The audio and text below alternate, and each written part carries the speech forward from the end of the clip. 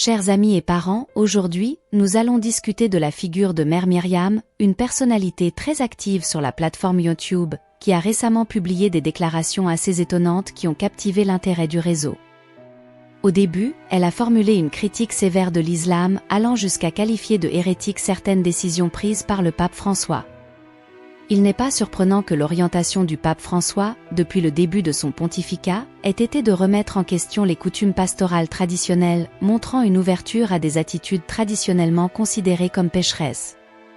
Cette méthode a créé des divisions au sein de l'Église et le débat public semble fortement divisé sur des bases idéologiques opposées. Dans le contexte de Mère Myriam, aujourd'hui, nous examinerons ces déclarations qui reflètent fidèlement le point de vue de nombreux croyants. Mère Myriam, également connue sous le nom de Cœur de Dieu, se démarque comme une personnalité proéminente dans le paysage catholique. Élevée dans une famille de foi juive à Brooklyn, New York, elle a embrassé sa foi en Jésus-Christ comme le Messie à l'âge adulte, le jour de la fête de la Nativité de la Bienheureuse Vierge Marie, le 1er septembre. Monseigneur O'Leary lui a conféré ses vœux pour une période de 3 ans. Mère Rosalyn a ratifié son nom religieux comme Mère Myriam du Cœur de Dieu et a proclamé que les filles de Maria, mère de l'Espérance d'Israël, était considérée comme une assemblée publique de croyants. Actuellement, Mère Myriam occupe le poste de prieure dans leur premier couvent situé dans la zone nord-est de Tulsa, connu sous le nom de prieuré de Notre-Dame de Guadalupe. La discussion se concentre sur les réflexions concernant les positions de Mère Myriam et les enseignements du pape François, en particulier sur certaines déclarations récentes du pontife. Par exemple, celle prononcée en août dernier à Lisbonne, où il a souligné qu'il existe un espace pour chacun dans l'Église, marquant l'importance de l'inclusion et rejetant l'idée que quelqu'un puisse être considéré comme inutile. Ces observations sont cohérentes avec les enseignements du pape François, qui, depuis le début de son pontificat, a cherché à remettre en question les traditions pastorales établies dans l'Église catholique. Bien que l'ancienne congrégation pour la doctrine de la foi n'ait jamais exprimé de position explicite et directe, des réponses aux questions posées par un évêque brésilien concernant la possibilité de baptiser un individu transgenre ayant entrepris des traitements hormonaux et chirurgicaux pour changer de sexe ont été révélées. Les réponses, confirmées par le cardinal Victor Manuel Fernandez, préfet de l'ancienne congrégation et approuvées par le pape, précisent qu'un individu transgenre peut être baptisé dans les mêmes conditions que les autres croyants, à condition qu'il n'y ait pas de risque de causer un scandale public ou de confusion. En réponse à ces déclarations, Mère Myriam a fait écho à sa vision, soulignant l'enseignement infaillible de l'Église, selon lequel il n'y a pas de salut en dehors du Christ et de sa seule et sainte Église catholique. La Sainte Siège apostolique met en lumière l'excellence de Monseigneur Strick, soulignant que, bien qu'il existe de nombreuses croyances religieuses, le chemin vers la rédemption se réalise à travers Jésus-Christ et son Église. Elle critique fermement l'approche du pape François, proposant sa perception selon laquelle il est possible d'atteindre le salut indépendamment de la foi professée. Néanmoins, elle précise que cet enseignement ne s'applique pas à ceux qui, pour des raisons indépendantes de leur volonté, ne sont pas au courant de Christ et de son enseignement ecclésiastique. Mère Myriam met également en lumière l'insuffisance du pape Benoît XV à annoncer clairement le chemin vers la rédemption, se limitant à souligner l'importance de la communion sociale, jugeant cette emphase insuffisante. Elle rappelle une occasion où, en réponse à une question sur l'adoration commune entre musulmans et catholiques du même Dieu, elle a cité un message de Tim Tim. Dans celui-ci, il était mentionné comment le pape Jean-Paul II avait insinué à plusieurs reprises qu'il adorait le même Dieu, le Dieu d'Abraham, le Créateur miséricordieux et juge suprême. Récemment, le cardinal Borca a clairement exposé sa conviction que les deux foi ne vénèrent pas le même être divin, décrivant le Dieu islamique comme un souverain absolu et la charia comme sa loi prédominante sur tout être.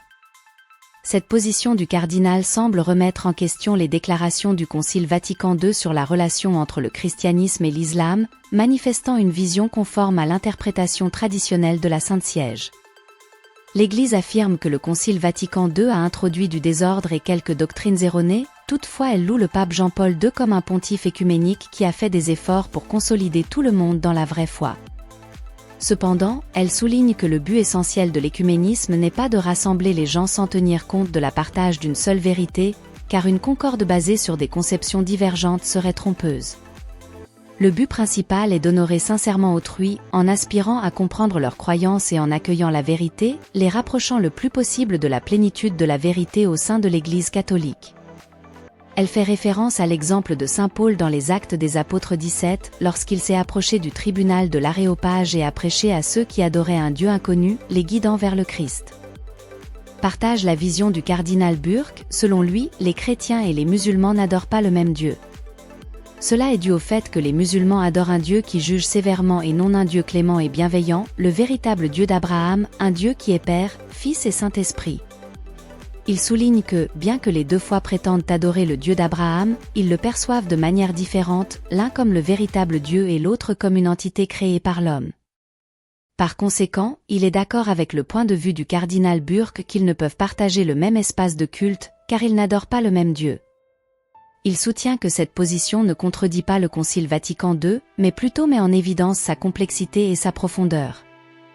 L'importance de conduire les fidèles islamiques et les autres à adorer le véritable Dieu, un et trinitaire d'Abraham, est soulignée en mettant en avant le concept central de l'affection pour la tempérance dans le dialogue et du respect malgré les divergences sur des sujets d'importance considérable.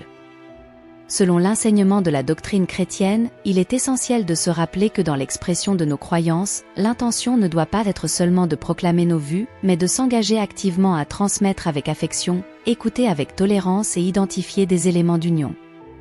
Surtout lorsqu'on participe à des débats ou à toute forme de conversation, il est crucial de faire attention aux expressions choisies et à la manière de communiquer adoptée.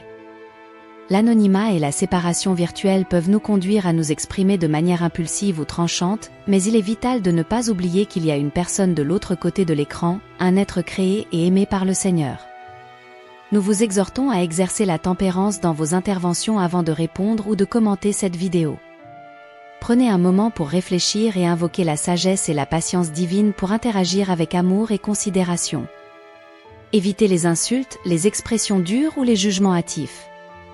Cherchez plutôt à découvrir des éléments d'accord. Exprimez vos positions avec douceur et écoutez avec un esprit ouvert. Nous concluons avec une invocation. Ô Dieu miséricordieux, nous te prions de nous guider dans nos interactions avec les autres. Aide-nous à témoigner de ton amour et de ta vérité, même face à des opinions divergentes.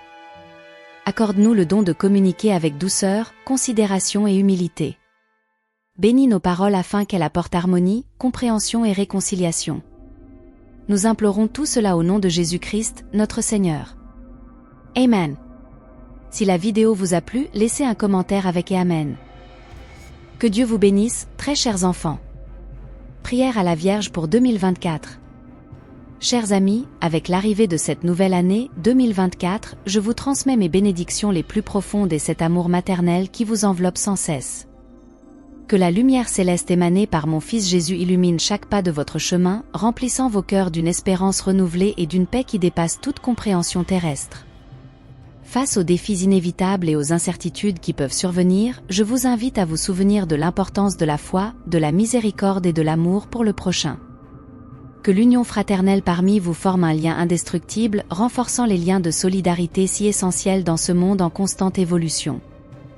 Que la prière occupe une place prépondérante dans vos cœurs, offrant des moments de connexion intime avec le divin, et de cette manière, recherchant la guidance céleste pour vos vies.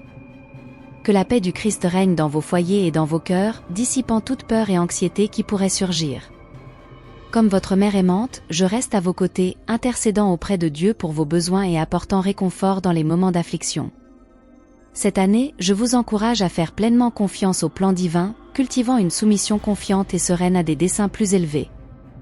Que chacun de vous grandisse en vertu, en compréhension et en amour pour le prochain tout au long de cette année. Que le sublime exemple de mon Fils Jésus serve de source constante d'inspiration, vous poussant à être des agents de paix et de bonté dans un monde qui en a tant besoin.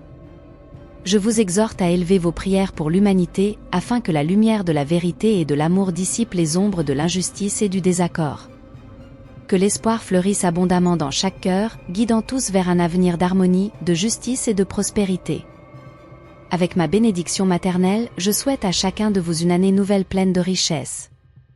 Benedetto, sommet de la bénédiction céleste, ému par l'affection qui vient du Seigneur, avec toute mon affection et douceur maternelle. Acte de consécration à la Vierge, Notre-Dame, ô Marie, Mère de la bienveillance et de la miséricorde, souveraine des cieux et de la terre, nous nous dédions à toi ce jour, réaffirmant notre promesse d'adhérer aux doctrines de ton cher Fils, Jésus-Christ. Nous déposerons à tes pieds nos esprits, notre existence, nos joies et nos peines. Accueille-nous, ô Mère douce et miséricordieuse, sous ton aile protectrice. Que ton affection maternelle nous enveloppe, nous guide sur le chemin de la foi, de l'optimisme et de l'amour. Nous comptons sur ta puissante médiation pour nos soucis et nos désirs, ainsi que pour ceux de l'ensemble du genre humain. Supplie pour nous auprès de ton Fils, afin que l'éclat de sa sagesse éclaire nos esprits et que la chaleur de son affection réchauffe nos cœurs.